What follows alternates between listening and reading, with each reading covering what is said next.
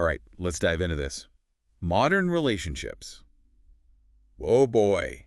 Family, friends, romance, you name it, all that good stuff. And, you sent over this really fascinating YouTube podcast script. And it really got me thinking, you know, are we really connecting these days with all the swipes and the likes and the follows? Or are we just, I don't know, kind of faking it? That's a good question. I mean, it's really wild how much the whole relationship scene has changed, just in a couple of generations even. Oh my gosh, totally. Like, can you imagine your grandparents trying to figure out Tinder? It's like a whole different world. Right.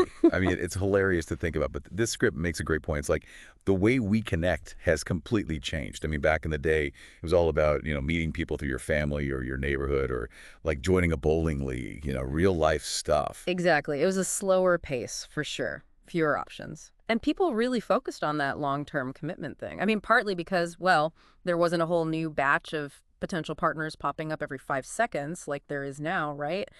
Oh, for sure. And now it's all bam, instant gratification, algorithms doing their thing, swipe, swipe, swipe. It's like we're, I don't know, shopping for a partner instead of actually building a connection. It's like we're looking for the best deal online. Right. Yeah. And while that could be fun, like for those first dates and all, I mean, this script brings up a really good point, Are we trading depth for breadth? Like, are we sacrificing those really meaningful connections just because we have so many options?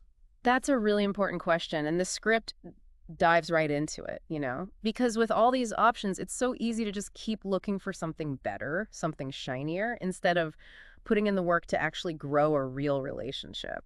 I totally get that. It's like this constant chase, even when what you have is already pretty great. Yeah.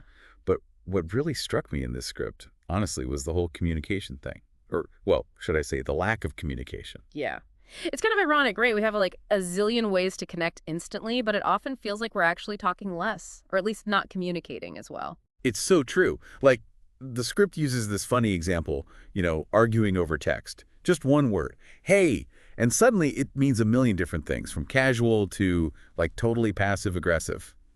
No, yeah, absolutely. I've been there. It's like you can't hear the other person's tone or see their face, so you just fill in the blanks with your own anxieties. Exactly. It's the worst.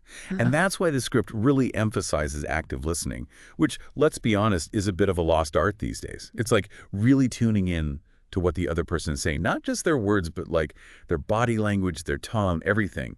It's about understanding their message, not just hearing the sounds. You got it. It's like we need to become these like relationship detectives, right? We need to look for those little clues that tell us what someone really means beyond just the surface level.